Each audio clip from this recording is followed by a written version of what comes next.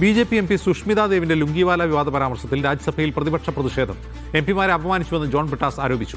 ഒരംഗത്തിന്റെയും വികാരം ഹനിക്കപ്പെടരുതെന്ന് ഉപരാഷ്ട്രപതി സി.പി. രാധാകൃഷ്ണൻ പ്രതികരിച്ചു.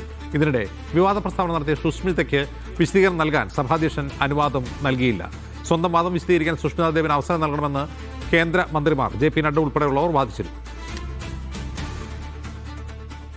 Said the other day, a honorable member who I hold in high esteem, let me just say, that member came here and was disturbing me when I was fulfilling my obligation as a mover of a statutory resolution. Sir, please. And, sir, please take your seat. I'm coming back. Please. I'm coming back. Sir, the verbal duel is okay. We fight each other. But she repeatedly called me Lungi Wala, Lungi Wala.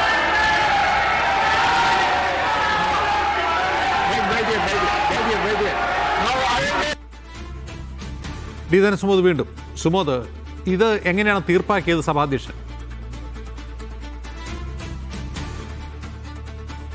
സാധാരണ സഭാധ്യക്ഷൻ ഒരു ഭാഗം വാദം ഉന്നയിക്കുമ്പോൾ മറുഭാഗം കൂടി കേൾക്കാൻ അനുവദിക്കാറുണ്ട്.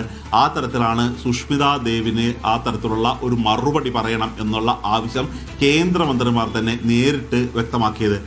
Parliamentary കാര്യമന്ത്രി കിരൺ റിജിജുവും ആരോഗ്യമന്ത്രി JP. നഡ്ഡയും സുഷ്മിതയ്ക്ക് കൂടി പറയാനുള്ളത് കേൾക്കണം എന്ന് പറഞ്ഞത്.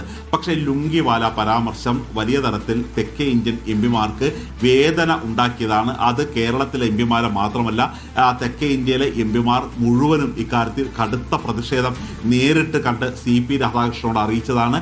സി.പി. രാധാകൃഷ്ണനും തെക്കേ ഇന്ത്യക്കാരനാണ്. അദ്ദേഹം തമിഴ്നാട്ടിൽ നിന്നുള്ള വ്യക്തിയാണ്. അതുകൊണ്ട് ഒരു കാരണവശാലും അവരുടെ ഈ തരത്തിലുള്ള അപമാനകരമായ ഒരു പ്രസ്താവന സുഷ്മിതാ ദേവ് നൽകിയിട്ട് അതിന് വീണ്ടും ഒരു വിശദീകരണം നൽകാനുള്ള ഒരു അനുമതി സുഷ്മിതാ ദേവിന് കൊടുത്തില്ല. സാധാരണ പാർലമെന്ററി കാര്യമന്ത്രി ഇക്കാര്യങ്ങൾ ആവശ്യപ്പെടുമ്പോൾ ഉപരാഷ്ട്രപതി അനുവദിക്കുന്നതാണ്. പക്ഷേ ഇത്തവണ ആ തരത്തിലുള്ള ഒരു അനുമതി ഉണ്ടായിട്ടില്ല. ബി.ജെ.പിയുടെ ഇത്തരത്തിലുള്ള കിരൺ റിജിജു വാദിക്കുന്നതിന് എതിരായിട്ട് രണ്ടാമത്തെ തവണയാണ് സി.പി. രാധാകൃഷ്ണൻ നടപടിയെടുക്കുന്നത്. നേരത്തെ കേന്ദ്ര ആഭ്യന്തരമന്ത്രി അമിത്ഷാ സഭയിൽ നിന്നും തുടർച്ചയായി വിട്ടുനിൽക്കുമ്പോൾ വളരെ ശക്തമായ ഒരു താക്കീത് കൂടിയാണ് കിരൺ റിജിജുവിനോട് പറഞ്ഞത്. ഈ സഭയിലെ പ്രതിപക്ഷത്തിന്റെ വികാരം എന്താണ് എന്നുള്ള കാര്യം നിങ്ങൾ കൃത്യമായി അമിത്ഷായെ അറിയിക്കുക, അദ്ദേഹത്തിന് വരണമെങ്കിൽ അദ്ദേഹം വരട്ടെ എന്ന് പറഞ്ഞിരുന്നു. അപ്പോൾ തന്നെ കിരൺ റിജിജു പറഞ്ഞതാണ് പ്രതിപക്ഷത്തിന് ഒരു കാരണവശാലും ആര് എപ്പോൾ ഏത് മന്ത്രി എവിടെ ഏത് സഭയിൽ വരണം എന്ന് നിർദ്ദേശിക്കാൻ പറ്റില്ല എന്നുള്ള കാര്യം. പക്ഷേ അതിന് ശക്തമായ ഒരു മുന്നറിയിപ്പ് തന്നെയായിരുന്നു അന്ന് കൊടുത്തത്. നിങ്ങൾ പോയി കൃത്യമായി ഇക്കാര്യങ്ങൾ അറിയിക്കണമെന്ന് തന്നെയായിരുന്നു പറഞ്ഞത്. അതുപോലെ തന്നെ രണ്ടാമത്തെ ഒരു അവസരമാണ് ഇപ്പോൾ ഉണ്ടായിരിക്കുന്നത്.